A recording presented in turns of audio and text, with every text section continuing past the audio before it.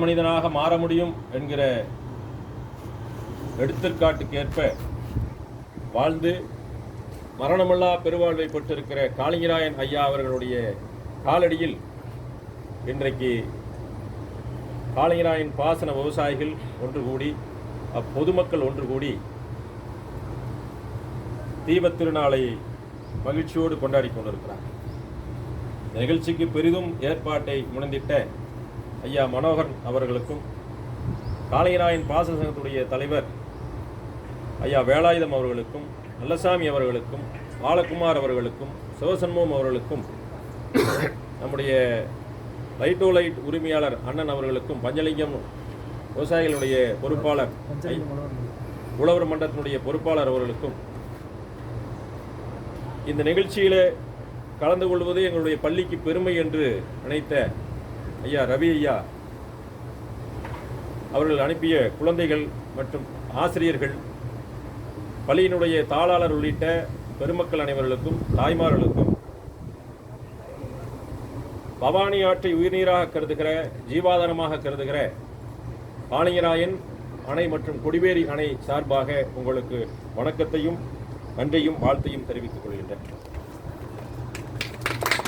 10 நிமிடம் மட்டும் இந்த குழந்தைகளிடத்திலே நாம் பேச வேண்டிய கட்டாயத்தில் இருக்கிறோம். ஏற்கனவே உங்களிடத்தில் உங்கள் பள்ளியிலே என்ன ஊருங்க அதில் பேசுகிறோம்?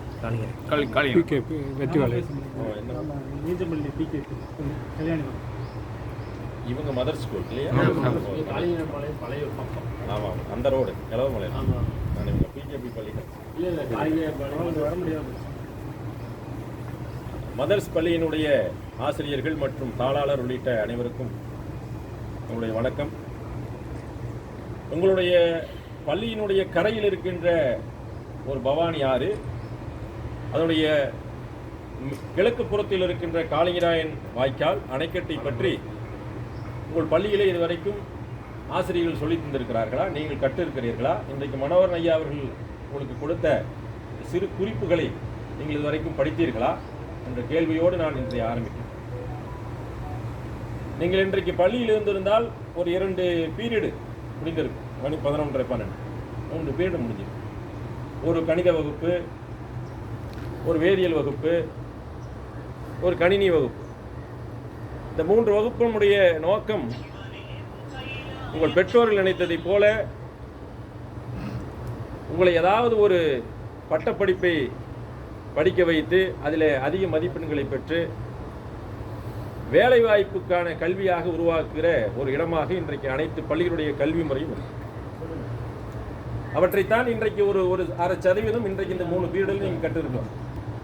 ஆனால் நீங்கள் இங்கே வந்து இன்றைக்கு ஒரு 2 மணி நேரத்தில் கற்றுக்கொண்டிருக்கின்ற பாடம் என்பது உங்கள் வாழ்க்கையினுடைய பாடம்.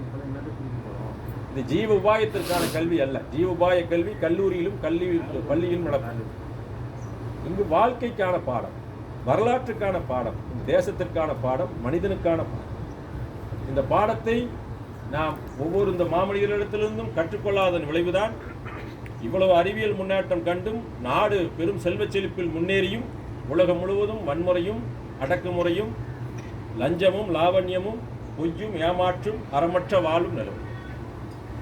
கல்வியற்ற காலத்தில், மூடர்கள் என்று நாம் நினைத்த காலத்தில், என் பாட்டனும் முப்பாட்டனும் வெறும் காட்டுமிராண்டிகள் என்ற காலத்தில் 61 மைல் தங்களுடைய விஞ்ஞானத்தில் வெட்டிய வாய்க்கால், அதை வெட்டிய மாமனிதன் 741 ஆண்டுகளாக இங்கே நின்று கொண்டிருக்கிறார். 3 மாதத்திற்கு முன்பு தென்பெண்ணையாற்றில் கட்டப்பட்ட பாலம் மண்ணோடு மறைந்து இன்றைய அறிவியலும் அன்றைய நாம் படிக்கின்ற அதை விட சிறந்ததுதான். ஆனால் இல்லை, மனதிலே ஒழுக்கம் இல்லை, மனதிலே நேர்மை இல்லை. அதனால் அது கட்டப்பட்டவுடன் கரைந்து விட்டது. இவன் மனதில் அறம் இருந்தது, இவன் மனதில் உண்மை இருந்தது, இவன் மனதில் நேர்மை இருந்தது. அவன் மண்ணை பிடித்து இந்த பவானி ஆற்றில் வீசினாலும் அது கல்லாக மாறி தண்ணியை தீர்ப்பு, நீரை தீர்ப்பு. இதுவரைக்கும் பழுது பார்க்கவே இல்லாத ஒரு அணை இது. 741 ஆண்டுகளில் பழுதே பார்க்காத அணை இதுவும் கொடிவேரி. ஏன் பழுது பார்க்கவில்லை? கட்டப்பட்டது மனிதன் அல்ல, மனிதனைப் போல இருக்கின்ற தெய்வங்கள். இந்த சமூகம் முன்னேற வேண்டும், இந்த சமூகம் நற்கதி அடைய வேண்டும் என்பதற்காக நல்லோர்கள் உருவாக வேண்டும் என்பதற்காக தங்களுடைய பொருளை, செல்வத்தை, ஆவியை, உயிரை படைத்தவர்கள். இன்றைய அரசுக்கு இவர் வெறும் அணை கட்டியவர் அல்ல. இன்றைய அரசுக்கு எப்படி ஆட்சி செய்ய வேண்டும் என்று வழிகாட்டி இயற்றலும் ஈட்டலும் ஈட்டலை வகுத்தலும் காத்தது அரசு. இயற்றலும் ஈட்டலும் ஈட்டலை காத்தலும் காத்தலை வகுத்தலும் அரசு என்றால் இந்த தேவை என்ன, இந்த மக்களுக்கான தேவை என்ன என்பதை உணர வேண்டும். அந்த மக்களுக்கான தேவை, சமூகத்துக்கான தேவையை மக்களிடத்திலிருந்து வரியாக, மக்களிடத்திலிருந்து ஒரு நல்ல செயலுக்காக, ஒரு பொற்காரியத்திற்காக ஒரு ஈகையை பெற வேண்டும். அவற்றை காத்தல் வேண்டும், அவற்றை பகிர்ந்தளிக்க வேண்டும். அரசாங்கம் வரி வசூல் செய்தல், அவற்றை பாதுகாத்தல், அவற்றை விநியோகம் செய்தல். இந்த குரலுக்கு இந்த மனிதன் தான் எடுத்துக்காட்டு. அன்றைய காலத்தில் நீங்கள் வரலாறு எத்தனாவது படிக்க? 9th முடிஞ்சுதா? வரலாறு பாடம் 10வது வரைக்கும் கொடுக்குறாங்களா? படிச்சுட்டு இருக்கீங்களா? ஹிஸ்டரி படிக்கிறீங்களா? 1200 சொச்சத்தில் 1200வது ஆண்டு, 12வது நூற்றாண்டு அந்த காலகட்டத்தில் மதுரை வீரபாண்டியன் என்ற ஒரு பாண்டிய மன்னன் ஆளுகிறார். அவருக்கு சேவகனாக, அவருடைய அமைச்சரவையில் இந்த பகுதியை ஆளுகிற உரிமை பெற்றவனாக, நிதி செய்யக்கூடியவனாக நம்முடைய லிங்கையன் என்ற இந்த மாமனிதன் அன்றைக்கு அந்த அவையிலே இருக்கிறார். இங்கிருந்து ஆட்சி செய்கிறார். இங்கே வரி வசூல் செய்து கொடுப்பது, இந்த பகுதியிலே சட்ட ஒழுங்கு பிரச்சனை ஏற்பட்டால் அவற்றை தடுப்பது, மக்களை அமைதிப்படுத்துவது, வேறு ஏதாவது அந்நிய படையெடுப்புகள் இருந்தால் மதுரை வீரபாண்டியனிடம் சொல்லி படையை நிறுத்தி அவற்றை தடுப்பது போன்ற நற்காரியங்களை செய்து கொண்டார். கடுமையான வறட்சி இந்த பகுதியில். இந்த பவானி ஆறு மனிதன் தோன்றா காலத்திலிருந்து ஓடிக்கொண்டிருக்கு. தமிழகத்தினுடைய 2வது பெரியாறு. உங்களுடைய பள்ளியினுடைய கரையில் இருப்பது தமிழகத்தின் 2வது பெரியாறு. முதல் ஆறு அதே 500 மீட்டரில் தாண்டி ஓடிக்கொண்டிருக்கின்ற காவிரி ஆறு. இவ்வளவு பெரிய ஒரு சொர்க்கத்தை இந்த தமிழகத்திலே, தென்னிந்தியாவிலே நாம் எங்கும் பெற முடியும். தமிழகத்தின் 2 பெரிய ஆறுகளும் நம்முடைய காலடியிலே கீழே இருக்கிறது, தவழ்ந்து கொண்டு இருக்கிறது. இங்கே கடும் வறட்சி. ஆனால் அங்க இருக்கிற அரசர்களுக்கு அதை பற்றி தெரியாது, அங்க இருக்கிற அமைச்சர்களுக்கு அதை பற்றி தெரியாது. அவர்கள் சொல்லுகிறார்கள், வரி இந்த மாதம் 3 மாதத்துக்கு ஒரு முறை, 4 மாதத்துக்கு ஒரு முறை வரி திரை செலுத்தப்பட வேண்டும். ஆனால் இங்கே வறட்சியின் காரணமாக விவசாயிகளால், இங்கே இருக்கிற நெசவாளர்களால், இங்கே இருக்கிற பொற்கொள்ளர்களால், இங்கே இருக்கிற தச்சு வேலை செய்பவர்களால், மாற்று தொழில் செய்பவர்களால் வரியை கொடுக்க முடியும். வறட்சி, பஞ்சம். அன்றைக்கு விவசாயம் தான் மூல ஆதார தொழில். அதை நம்பித்தான் தச்சு தொழில், இரும்பு தொழில், அச்சு தொழில், நெசவு தொழில், பண்பாடுகள் இயங்கின. அப்பொழுது இந்த மக்களை கசக்கி பிழிந்துதான் வரியை வாங்கி லிங்கையனால், இந்த காளிங்கராயனால் அங்கே கொடுக்க முடியும். இது அவருடைய மனசு ஏற்றுக்கொள்ளும். அங்கே இருக்கிற அமைச்சர் இங்கிருந்து போகிறான், அமைச்சரவைக்கு போகிறான். அங்கே போய் அவரை சந்திக்க முற்படுகிற நீண்ட நாட்கள் ஆகிவிடுகிறது. என்னால் இவர் ஒரு சிறு பகுதியை நிர்வாகம் செய்யக்கூடிய ஒரு மனிதர், ஒரு நிர்வாகி. அவர் ஒரு மாமன்னன். அங்கே இருக்கிற அமைச்சர்கள் இவரெல்லாம் சாதாரணமாக இருக்கிறார்கள். எப்படியோ 2 முறை முயற்சி செய்து 3வது முறை அவரை சந்திக்கிறார். சந்தித்து, ஐயா, எங்களுடைய பகுதி கடுமையான வறட்சியாக நிலவுகிறது, மழைப்பொழிவு இல்லை. அந்த மக்களிடத்திலே வரி வசூல் என்று நாங்கள் போனால் மக்கள் எல்லாம் அழுது புலம்புகிறார்கள். உணவில்லை, முட்டி தூக்கி பஞ்சம் என்று வந்துவிட்டது. எனவே இதுக்கு ஏதாவது செய்யணும். வறட்சி இல்லாத ஒரு பகுதியாக இவற்றை மாற்றணும். அப்படி மாற்றினால் இந்த வரி நிரந்தரமாக இந்த மக்களிடத்திலே வசூல் செய்து என்னால் என் காலம் வரைக்கும், என் உயிருள்ள வரைக்கும் கொடுக்க முடியும் என்று சொல்லுங்கள். அதற்கு என்ன செய்யணும்ன்றார். எனக்கு ஒரு 6 ஆண்டுகள், எனக்கு ஒரு கால அவகாசம் கொடுங்க. எங்கள் ஊரில் பவானி ஆறு என்று பொங்கி பிரவாகம் எடுக்கிற ஒரு ஆறு ஓடிக்கொண்டிருக்கு. அந்த ஆற்றை வழிமறித்து, இடைமறித்து, மேடுருத்தி, எங்கு சமவெளி இருக்கிறதோ, எங்கு பள்ளம் இருக்கிறதோ அவற்றை நோக்கி நான் அவற்றை செலுத்துகிறேன். அதன் மூலமாக பாசனத்தை உருவாக்குகிறேன். அந்த பாசனம் வருடத்திலே முப்போகமாக மாறும். அந்த போகத்திலிருந்து, அந்த மக்களிடத்திலிருந்து தானியங்களை, பருப்புகளை, உணவு காய்கறிகளை அனைத்தையும் நான் வரியாக பெற்று திரையாக பெற்று உங்களுக்கு என்னாலும் செலுத்துவேன். நான் இல்லாத காலம் இல்லாவிட்டாலும் கூட இன்னும் 1000 ஆண்டுகளுக்கு இந்த வரி உங்களுக்கு நிரந்தரமாக வரும். ஆனால் அங்கே இருக்கிற அமைச்சர்கள் ஏற்றுக்கொள்ள ஏளனம் செய்கிறார்கள். எல்லாம் நடக்கிற காரியமா? இன்னும் சாதாரண ஒரு 50-60 மைல் கொண்ட பகுதியை ஆண்டு கொண்டிருக்கிற ஒரு சிறு நபர், சிறு மனிதன், சிறு அரசன், ஒரு நிர்வாகி, நீ இவ்வளவு பெரிய காரியத்தை செய்வதையா? இதெல்லாம் சாத்தியமா? அது வரைக்கும் நாங்கள் அரசை எப்படி நடத்துவது? நாளைக்கு ஒரு போர் வந்து விட்டால் பொருளாதாரம் எங்களுக்கு எங்கே போவது? சாட்டையடி குடித்து கசையடி கொடுத்து சவுக்கால் அடித்து வரி வசூல் செய்யா? அதுக்குத்தானே உன்னை நியமித்திருக்கிறான். மக்கள் எல்லாம் பணம் இருக்கும் கொடுத்து வாங்கி பிடுங்கி வா அப்படி என்று அமைச்சர்கள் ஏளனம் பேசுகிறார்கள். ஆனால் இவர் திரும்ப திரும்ப அந்த அரசனிடம் வந்தார். இவருடைய உறுதி, இவருடைய மன உறுதி, இவருடைய முகத்தில் இருக்கின்ற பொலிவு, தீட்சண்யம் உங்களிடத்தில் இருக்கணும். இங்க பாருங்க, நான் கேள்வி கேட்பேன். வேண்டாம், நான் லிங்கையனுக்கு ஒரு அனுமதி தருகிறேன். ஒரு 6 ஆண்டு காலம் நீ கேட்கிறாய், எடுத்துக்கொள். ஆனால் 6 ஆண்டுகளுக்கு பிறகு நான் எந்த பண வசூலும் இதுக்கு நிதி உதவியும் தரமாட்டேன். இந்த அணை கட்டுவதற்கு எந்த நிதி உதவியும் தரமாட்டேன். எங்கிட்டயே இங்கே பிரச்சனையா இருக்கு. உங்க வரியும் வரல, உங்க நிதி உதவியும் நாங்கள் தரமாட்டோம். உங்க அணை நீங்கள் கட்டுகிற இந்த தடுப்பணை.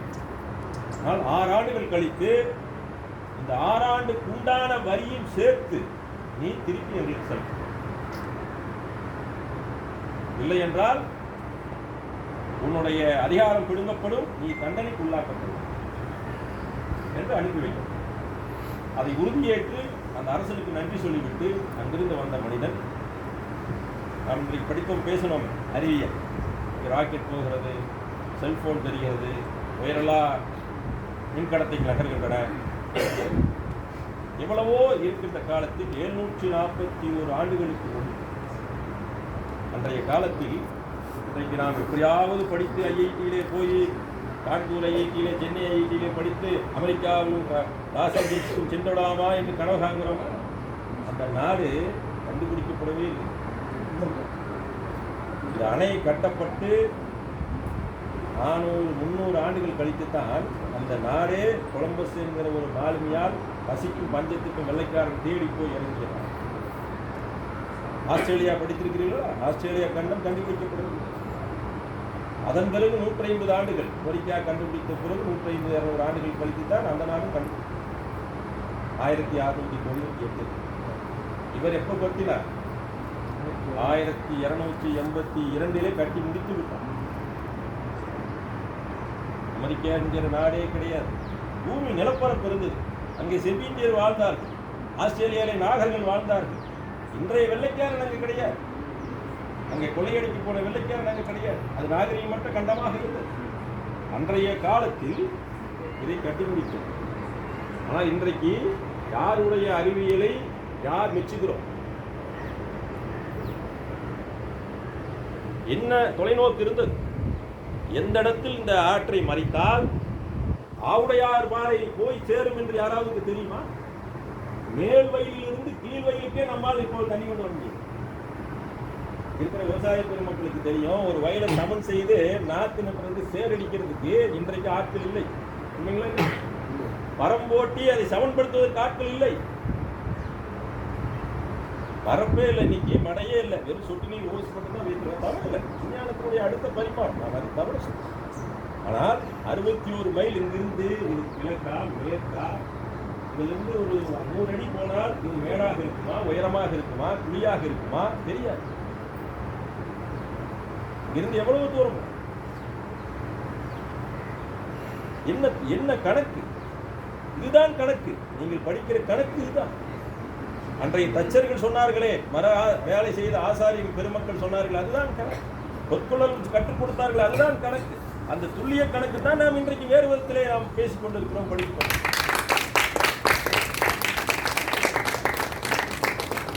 அன்றைய ஒட்டர்கள், கல்லொட்டர்கள் கட்டியது அதுதான் அவர்கள் பேர் ஒட்டர்கள். அது ஒரு தொழில், அது கேவலமானதல்ல. ஒட்டர்கள் என்றால், போயர்கள் என்றால் கருங்கல்லை ஒன்றோடு ஒன்று இணைப்பவர்கள். இந்த பெரியவங்களுக்கு தெரியும். உங்க அரக்கு ஊத்தி, அன்றைய காலத்துல சிமெண்ட் கிடையாது, சுண்ணாம்பு வச்சா ஒட்டாது. வீடுகள் கட்டலாம் சுண்ணாம்பலாம், கருங்கலை எப்படி ஒட்டுவது? இவ்வளவு பெரிய காட்டாற்று வெள்ளம். இன்னைக்கு அணை இருக்கிற காலத்திலேயே 1.5 லட்சம் கியூசிக்ஸ் அணை அடி வருகிறது ஆற்றில். சில சமயம் 2018 1,64,000 கனஅடி தண்ணீர் வரும். ஆனால் அன்னைக்கு பவானிசாகர் அணையும் இல்லை. கேரளாவில் மழை பெய்தாலும், நீலகிரியிலே மழை பெய்தாலும் மொத்த நீரும் பவானி ஆற்றில் 2 லட்சம் வரலாம், 3 லட்சம் வரலாம். அணை தாங்கணுமே. 40,000க்கு பாலத்தை காணும். அப்போ இரு கல்லை வைத்து, கருங்கல், கருங்கல் தான் என்ன, ஆள் தூக்குற மாதிரி இன்றைக்கு நம்ம வீட்டில் முன்னாடி காம்பவுண்டு கட்டணும் அந்த கல்லா. ஒவ்வொரு கருங்கல்லும் சுமார் 10 டன். 10 டன். அன்னைக்கு என்ன ஜேசிபி இருந்ததா, எக்ஸ்வேட்டர் இருந்ததா, செயின் பிளாக் இருந்ததா, கிரேன் இருந்ததா, லாரி இருந்ததா? இல்லை இந்த இடத்துல எங்காச்சும் சுற்றி பாருங்க, எங்காச்சும் பெரிய மலைகள் இருக்குது, இங்கிருந்து உடைச்சிட்டு வந்த எங்காச்சும் இருக்கா? இல்லை. இப்போ நீங்கள் உங்கள் ஸ்கூல் பக்கத்தில் ஏதாச்சும் பெரிய கரண்ட் இருக்கா? இல்லை. பவானி பக்கத்தில் ஏதாச்சும் இருக்கா? பாலியநாயகர் பக்கத்தில் இருக்கா? லட்சுமி நகரில் இருக்கா? சில கல்லை நம் ஊராட்சி கோட்டை மலையிலேருந்து எடுத்துருக்காங்க. சில கல்லுடைய வடக்கு குளத்தூர், மேட்டூர் குளத்தூர்லேருந்து எடுத்துருக்காங்க. எப்படி இதை உருட்டி கொண்டு வருவது? நம் தஞ்சை பெரிய கோயிலை பேசுகிறோம், உன்னதமான இடம்தான். அவன் பேரரசன், அவனுக்கு பல்வேறு நிதிகள் இருக்கும், வரிகள் கிடைக்கும், சிறைகள் கிடைக்கும், அவன் கட்டுனான். இவன் தான் அங்கே துரத்தி விட்டாங்களே, நீயே வேணா கட்டிக்க. இவரும் சாதாரண விவசாயி, அவ்வளோதான். இவர் எப்படி கட்டுவார்? இந்த மக்கள் இடத்துல வருகிறார். நான் ஒரு குரல் சொன்னேன் இல்லையா முன்னாடி, இயற்றலும் காத்த வகுத்தலும், இயற்றலும் ஈர்த்தலும் செய்யற. எப்படி மக்கள்கிட்ட போற, ஐயா இந்த மாதிரி நான் பஞ்சத்தில் இருக்கோம், அரசு வரி கேட்குது, அடிச்சு உங்களை பிடுங்க சொல்லுது, என்னால் அடித்து பிடுங்க முடியாது, என் மனநிலை அப்படி இல்லை, ஆனால் என்னால் முடியும். என்கிட்ட படை இருக்குது, வீரன் இருக்கார்கள், அடித்து என்னால் எடுக்க முடியும். என்ன மனசு அப்படி இல்லை, அதனால் ஒரு மாற்று செய்யலாம். இங்கு ஒரு தடுப்பை கட்டி, அணையை கட்டி, வாய்க்காலை வெட்டி, பாசனத்தை பெருக்கி, அதன் மூலம் உங்களுக்கு நீரை கொடுத்து, உங்கள் அங்கிருந்து வருகிற விளைச்சலையில் ஒரு பங்கு, 6ல் 1 பங்கு. அன்றைய காலத்தில் வரி என்பது 6ல் 1 பங்கு. போர் வந்துட்டா 3ல் 1 பங்கு கொடுக்கணும். பஞ்சம் வந்துட்டா 3ல் 1 பங்கு கொடுக்கணும். 6ல் 1 பங்கை கொடுக்கலாங்கிற வழக்கம் போல அன்றைக்கும் சில மக்கள் இருப்பாங்க இல்லையா? எங்கேயோ ஏதோ வரி கிரிஞ்சி அரசங்கட்ட ஏதாவது அனுமதி பெற்று விதிவிலக்கு வாங்கிட்டு வருவான்னு பார்த்தா, இந்த ஆள் போய் வரியை கொடுங்கயா, நாம் இங்கே ஏதாவது வேலை செய்யலாங்கிறான். மக்களுக்கு மொத்தத்தில் அதை கொடுக்க வேண்டாம்னு எண்ணம். வருமானம் இல்லை, பஞ்சம். அது அரசனுக்கு கொடுத்தா என்ன, இவருக்கு கொடுத்தா என்ன, 2 ஒன்று தான் நினச்சிட்டு அவங்க சில பேர் ஏளனம் பேசு. இங்கே கொடுத்து இவர் என்னையா பண்ணுறாரு, இவருக்கு என்னையா தெரியும், என்னமா வாக்கியம் வெட்டுறாங்கிறாரு, என்னமா மடை கட்டுறாரு. அதில் ஒரு ஔவையார் பாடல், தமிழ் படிக்கிறீங்களா? தமிழ் படிக்கிறீங்களா? ஒரு பாடமாவது, அடக்கமுடையார் அறிவிலர் என்று எண்ணி கருதவும் வேண்டாம், கருத்துக்கோள் சொல்லவும். ஒரு மீன் ஓடி வர ஒரு மீன் வரும் வரை காத்திருக்குமா கொக்கு. இது ஔவையார் ஒரு மூதுரையில் சொன்ன ஒரு பாடம் இருக்கா? படிச்சிருக்கீங்களா? உடைய அர்த்தம் என்ன? ஒரு மீன் ஓட ஒரு மீன் வரும் வரை காத்திருக்குமா. ஒரு மீன் ஓட ஒரு மீன் வரும் வரை காத்திருக்குமா கொக்கு. அதனுடைய அதுக்கு எதுக்கு முன்னாடி உள்ள வார்த்தை சொல்றாரு, அடக்கமுடையார் அறிவிலர் என்று எண்ணிட வேண்டாம், கருதிடவும் வேண்டாம். அப்படின்னா அடக்கமாக அங்கே பெரியவங்க நிற்கிறாங்க. அம்மா ஆயாவுக்கெல்லாம் என்ன தெரியும், அம்மாவுக்கு என்ன தெரியும், என்னெல்லாம் எவ்வளோ தெரியுமா? அப்படி அவ்வளவு வசை சொற்களை கேட்டுக்கொண்டு அந்த மனிதன் அமைதியாக இல்லை. எவ்வளவோ சொல்றாங்க, உன்னுடைய நிலத்துக்குத்தான் நீ நீர் எடுத்து செல்ற, உன் குடும்பம் வளமாவதற்குத்தான் நீ நீர் எடுத்து செல்கிறாய், உன் குலம் உன்னுடைய உறவினர்கள் நன்றாக இருப்பதற்குத்தான் நீங்கள் என்னுடைய வரியில நீர் எடுத்து செல்றீர்கள். மக்கள் ஆங்காங்கே புரணி பேசுகிறார். சில மக்கள் அது எந்த காலத்திலும் இருக்கும். ஆனால் அவற்றையெல்லாம் ஏற்றுக்கொண்டு அடக்கமுடையாராய் அந்த மனிதன் வேலையை ஆரம்பிக்கணும். ஏன்னா குறிப்பிட்ட காலத்துக்குள் முடிக்கணும். இல்லை என்றால் இந்த மொத்த ஏரியாக்களையும் அந்த மன்னன் அழித்து விடுவான், இவனையும் அழித்து விடுவான். இவன் சொன்ன சொல் சத்தியம் காட்சியிலே போய் தன் உயிர் போவதை பற்றி அவன் கவலைப்படும். அன்றைக்கு நான் காலிலே காலணி அணிய மாட்டேன், செருப்பணிய மாட்டேன், மாமிசம் சாப்பிட மாட்டேன், முடி வெட்டி கொள்ள மாட்டேன், முகச்சவரம் செய்து கொள்ள மாட்டேன், கந்தையை மட்டும் கசக்கி பிழிந்து கொள்வேன், ஆடை ஆபரணங்கள் செய்து கொள்ள மாட்டேன், இது போல் செய்து கொள்ள மாட்டேன், கந்தையை கசக்கி பிழிந்து கொள்வேன். கந்தைன்னு என்ன?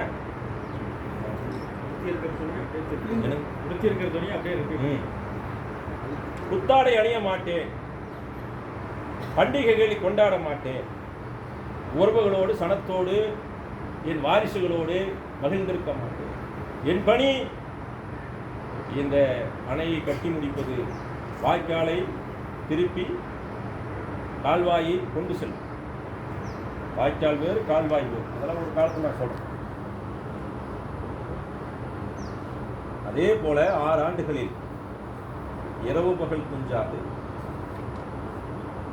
இந்த உள்ளூர் பகுதி மக்கள் எள்ளி நகையாடிய போதும் அதே பெருமக்கள், அந்த பகுதி பெருமக்கள், இவருடைய பாசூர் பகுதி மக்கள், கணபதிபாளையம் மக்கள், வெள்ளோட்டு மக்கள், கொளத்துப்பாளையம் மக்கள், ஊஞ்சலூர் மக்கள், உடுமுடி மக்கள் என்று இவருடைய மக்களை இணைத்துக் கொண்டு அதில் இருக்கிற நல்லோர்களை இணைத்துக் கொண்டு பாருங்க. இவ்வளவு பெரிய ஒரு சம்பவத்துக்கு எவ்வளவு நல்லோர் வந்திருக்கிறான், இவ்வளவுதான் நல்லோர் இருப்பான் எப்பவுமே. ஆனால் நீரை இவங்க மட்டும்தான் பயன்படுத்துகிறாங்களா? எல்லோரும் பயன்படுத்துகிறோமே. ஒரு நன்றி சொல்வதற்கு என்ன, ஒன்றை தெரிந்து கொள்வதற்கு என்ன, ஒருவனை வணங்குவதற்கு என்ன, இவன் வழி நடப்பதற்கு என்ன நமக்கு கஷ்டம்? நீங்கள் வணங்குனீங்க, அதோடு முடிச்சுட்டீங்க. வழி நடப்போமா? வழி நடக்கணும்ல. ஒரு வணக்கம், ஒரு தீபம், ஒரு பொட்டு, அது கரெக்டாக இருக்கா, கண்ணாடியில் பார்த்துட்டா, இன்னைக்கு 2 செல்ஃபி எடுத்தாச்சு, அதல்ல இதை நோக்கம். கோயிலுக்கு போறதுடைய நோக்கம் அதல்ல. வழி நடத்தும். பெரியவர்களை போல, அவர்கள் சொல்வதை போல, தாயிந்தரை போல, அம்மா அவர்கள் சொல்வதை போல வழி நடக்கும். அறத்தை கற்றுக்கொள்ளணும், நேர்மையை கற்றுக்கொள்ளணும், சிந்தனையை வளர்த்திக் கொள்ளணும், நாணம் பெறணும். அதுதான் இந்த மாதிரி இடங்களுக்கு வருவது, கோயிலுக்கு போவது. பூஜை புனஸ்காரம் பண்ணி எனக்கு செல்வம் வச்சா கொடு, படிப்பு வச்சா கொடு, இதான் வேண்டுதல் கிடையாது. அப்படி 6 ஆண்டுகளில் அந்த மனிதன் கட்டி முடித்து தை மாதத்தில் 5ஆம் தேதி அமாவாசை தினத்தில் சிறப்புலா செய்ய வேண்டும் என்று அரசனிடம் 3 மாதத்துக்கு முன்னாடி போய் சொல்லிட்டு வந்துட்டான். நம்ம சாதாரண ஒரு வீடு கட்டுவோம், ஒரு காம்பவுண்டு கட்டுவோம், குறித்த நேரத்தில் முடிக்கிறோமா? ஏதாவது ஒரு வீடு நம்ம குடியாச்சிக்கு போகிறோம், எல்லாம் ஃபுல் செட்டப்பாக நிற்குதான். கதவு மாட்டியிருக்க மாட்டான், ஏதோ மாட்டியிருக்க மாட்டான், இல்லைங்க தேதி சொன்ன தேதி வந்துருச்சுங்க, அதனால் தெரியும். ஆனால் அந்த மனுஷன் முடிச்சிடும். காலநிலை தெரியாது, பருவநிலை தெரியாது, கட்டிடம் எப்படி கட்டுவது என்று தெரியாது, வாய்க்காலை எப்படி கொண்டு போய் சேர்த்து ஏற்ற இறக்கத்தோடு 61 மைல் கொண்டு செல்வது தெரியாது. பம்பிங்கா ஒரு அத்திக்கடை ஒரு திட்டம் இருக்கு. 1500 கோடி ரூபாய் செலவில் 150 கனடி வருஷம் 40 கோடி ரூபாய் செலவில் 4 இடத்துல போய் செட்டு போடும். அவர் இல்லை, இதான் விஞ்ஞானம். 150 கனடி, அது எல்லா நாளும் கொண்டு போக முடியாது. வருடத்தில் 2 மாதம் உபரி தண்ணி எங்காச்சும் வந்தால் எடுக்கலாம். வருட செலவு, நிர்வாக செலவு 40 கோடி, முதலீடு 1500 கோடி. ஆனால் இந்த வாய்க்கா 600 கனடியை சுமந்துட்டு 150 மைல் இந்த செலவுல இருக்கு. என்ன செலவு? அடியாரியில் வரல இன்னைக்கு பார்த்தீங்களா? நம்ப இயற்கை. இந்த அடியாரியில் நம்பி இந்த வாய்க்கா இல்லை, இந்த அதிகாரிகளை நம்பி, இந்த அரசை நம்பி இந்த அணை இல்லை, இந்த மனுஷன் பார்த்துட்டு இருக்கான். சரியா? இவனுடைய கண் பார்வையில் அது இயங்குது. இங்க போய் பாருங்க, 40 ஆள் நிற்பான் உள்ள. போய் உள்ள போகல, 40 இன்ஜினியர் நீ. இதுக்கு ஒரு இஏ, 2 எஸ்டிஓ, 14 ஏ இருக்கு. இதுக்கு யாரும் இல்லை. என்ன 50 வருஷம் இந்த இடத்துக்கு மனுஷனே வள்ளினாலும் இது தண்ணி ஆவடையார் மாறி போகும். மனுஷன் செஞ்ச தவறானதான் போக ஏன் சாய தண்ணி விட, தோல் தண்ணி விட, கழிவு தண்ணீர் விட அப்படி கட்டிய வாய்க்காலை, வெட்டிய வாய்க்காலை, கட்டிய அணையை வீரபாண்டியன் வருகிறான். சும்மா ஒரு சின்னதாக ஏதோ வெட்டியிருப்பான் நாலு சரி, அப்படி அந்த ஏரியா போய் பார்த்துட்டு தான் வருவோங்க. அன்றைக்கு அரசர்கள் எல்லா ஊருக்கெல்லாம் போக மாட்டான். ஏன்னா அங்கே போனால் அங்கே அரசவையில் வேற மாதிரி அரசனாக மாறி வராங்க. பெரிய பாறையிடப்பட்டதோடு இந்த பகுதியை முழுவதும் விழா கோலம் போட்டு நிற்கும். வந்து பார்த்த மனிதன் அவனால் விவரிக்க முடியாத மகிழ்ச்சியும் ஆச்சரியம் அடைக்கும்.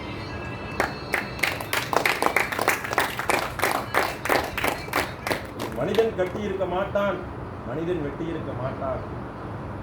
எப்படி பிட்டுக்கு மண் சுமந்த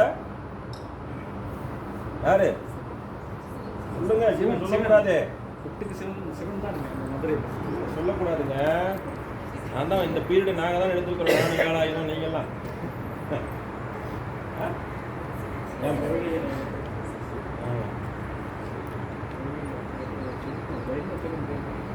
அப்படி இவருடைய முன்னோர், அம்மாவுடைய முன்னோர், ஐயாவுடைய முன்னோர் சுமந்திருக்கலாம். உங்க முன்னோர் சுமந்திருக்கலாம். அவன் தூர் தானே, இந்த கோயில் தானே. இன்றைக்கு தலைமுறை என்று பார்த்தால் இவருக்கு பிறகு இன்றைக்கு 28வது தலைமுறை இருக்கு. 28வது தலைமுறை இருக்கிறார்கள். ஒவ்வொரு தை மாதமும் 5ஆம் தேதி அந்த வாரிசுகள் இவர் முதல்னு வச்சுக்கலாம். இவருக்கு முன்னாடி தாய்ந்து இருப்பாங்க. இவருக்கு அப்புறம் தான் வரலாறு இல்லையா? வரலாறு படைப்பது என்பது என்ன தான் வரலாறு.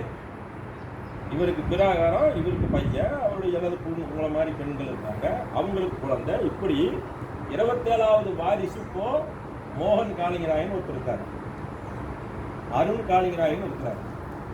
அவருடைய வாரிசு 28வது வாரிசு சித்தார்த் காளிங்கராயன் ஒருத்தர் இருக்கிறாங்க. நேற்றைய முன்தினம் திருமணம் நடந்தது மோகன் காளிங்கராயனுடைய பொண்ணுக்கு. வித்யார்த்தி அவங்களுக்கு போன 2 நாளைக்கு முன்னாடி திருமணம் நடந்தது. அவங்க 28வது வாரிசு.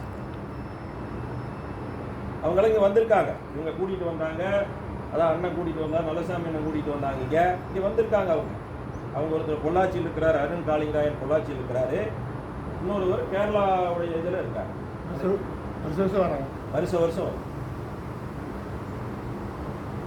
நேற்றைய முன்தினம் தான் திருமணம் நடந்தது. நடிகர் ஜெயராமன் ஒருத்தர் இருக்கார் இல்லையா, அது கரெக்டாக எல்லாரும் தலையாட்டு. அவருடைய பையன் காளிதாசுக்கும் அந்த அம்மாவுக்கும் திருமணம்.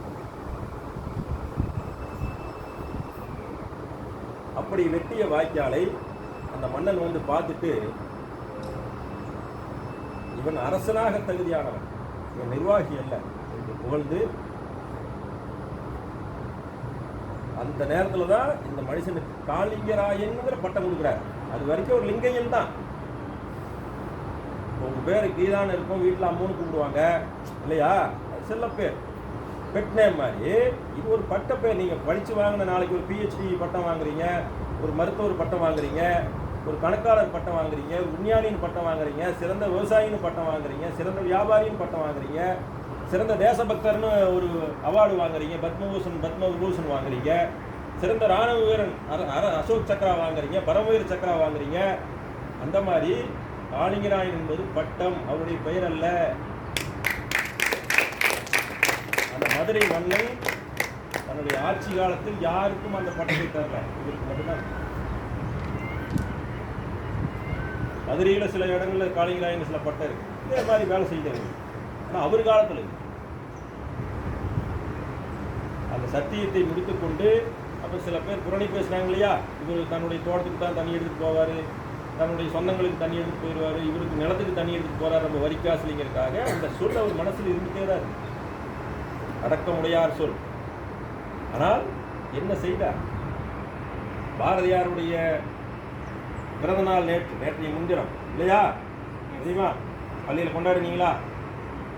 ஒரு பாடல் சொல்லுங்க, சொல்லுங்க 2 வரி.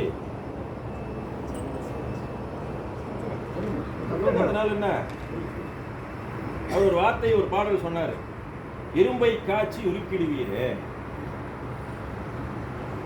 எந்திரங்கள் யாவும் வகுத்திடுவீரே, கரும்பு சாறு பிழிந்திடுவீரே, உண்ண காய்கறிகள் விளைந்திடுவீரே, உழவு நஞ்சை புரிந்திடுவீரே, மண்ணெடுத்து பண்டங்கள் செய்திடுவீரே, மரங்கள் வெட்டி மனைகள் சமைத்திடுவீரே. மனைகள்லாம் வீடு இந்த காலத்தில் கோப்போ இதையெல்லாம் செய்துட்டால் விழி எதிர்வரின் அவன் தெய்வமாக உணர்வான். அவனை தெய்வமாக இந்த சமூகம் உணரும். விழி எதிர்வரின் எதிரில் அவங்களை பார்த்தா, இந்த மாதிரியான செயல்களை செய்தவனை பார்த்தால் சமூகம் அவனை தெய்வமாக உணரும் என்று பாரதியார் சொன்னார். இந்த தெய்வம் தான் இது. உழவு நன்சை செய்திடுவீரே, உண்ண காய்கறிகள் கொடுத்திடுவீரே. யார் கொடுத்தா? ஒரு பருக்கை கிடையாது, ஒரு தானியம் கிடையாது. இங்கிருந்து 60 மைலுக்கு கொடுத்தது யாரு? கரும்பு விளைவிச்சது யாரு? இந்த மஞ்சளை இந்த காளிங்கராயன் பகுதியில இன்றைக்கு உலகத்தின் புகழ்பெற்ற மஞ்சளாக மாற்றியது யாரு? இந்த மனுஷன் தான். காடை மேலுறுத்தி வீடு சமைத்து நாடமைத்தவன். ஆனால் அதை எடுத்துக்கிட்டானா, பங்கு எடுத்துக்கொண்டானா? சரிதான், எனக்கு ராயல்டி வேணும், நான் இந்த பொருளை கண்டுபிடிச்சிட்டேன், எலன் மாஸ்க், நான் இந்த பொருளை கண்டுபிடிச்சிட்டேன், நான் தான் இனிமேல் உலகத்தில் இதுக்கு ராயல்டி சொன்னாரா? வண்டியை கூட்டி 2 வண்டியில் நான் பிள்ளை பேர் வெத்துகள் எல்லாத்தையும் வண்டியில் ஏற்றி, நான் இந்த ஊரில் நீர் இல்லை, இந்த நீரை நான் கையால் தொட மாட்டேன், பருக மாட்டேன், இது உங்களுக்கான சேவை, எனக்கு கொடுக்கப்பட்ட பணி, கடவுள் கொடுத்த பணி, என் அரசன் கொடுத்த பணி, செய்து அரசிடம் ஒப்படைத்து விட்டேன், நான் சொன்ன சொல்லை காப்பாற்றி விட்டேன், எனக்கு இனி இதிலிருந்து எந்த பயனும் வரல என்று வெள்ளோட்டிலிருந்து புறப்பட்டு பொள்ளாச்சிக்கு அருகில் ஜமீன் ஊற்றி சென்று விடுவார்.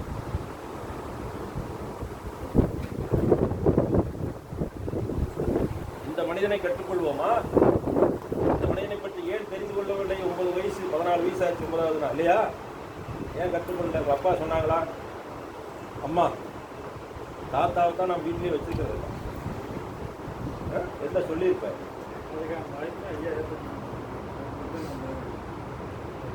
ஏன் கற்றுக்கல? தெரிஞ்சுக்கணும்ல. என்னடா இது காளிங்கராயன் நாமளா தேடணும் தான் எவ்வளோ பேர் கேட்கணும். நாங்கள் படித்த ஐயா படித்த காலத்தில் இவ்வளோ தேடலுக்கு எங்களுக்கு வாய்ப்பு இல்லை. நான் படித்த காலத்தில் கொஞ்சம் நூலகம் இல்லை. நீங்கள் படிக்கிற காலத்தில் ஒரே பட்டனில் அழுத்தினா எல்லாம் வருதுல்ல, தெரிஞ்சுக்கோங்க. ஏன் தெரிஞ்சுக்கல?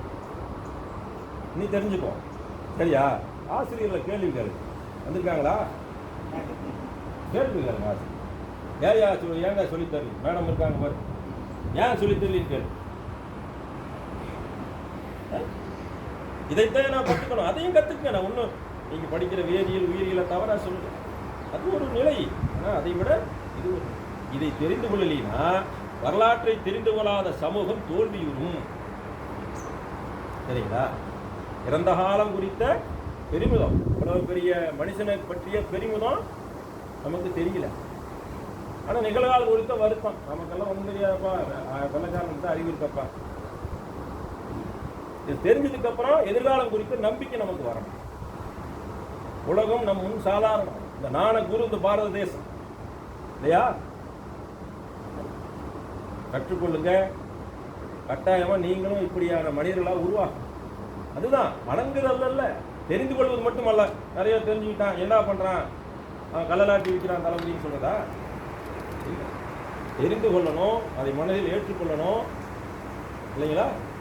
அதன் பிறகு வழி நடக்கணும். நாம் அதன் பிறகு அடுத்தவர்களை அவங்களை கூட்டிச் செல்லணும். நாம் முன்னெத்தி ஏறாக நாம் அவர்களை கூட்டிச் செல்லணும். அதுதான் கல்வி. அதுதான் இன்றைய கார்த்திகை தீப திருநாளில் இந்த பெருமனிதர்களோடு, இந்த ஊர் மனிதர்களோடு, இந்த கடவுளின் முன்னால் நாம் எடுத்துக்கொள்கிற சபதம்.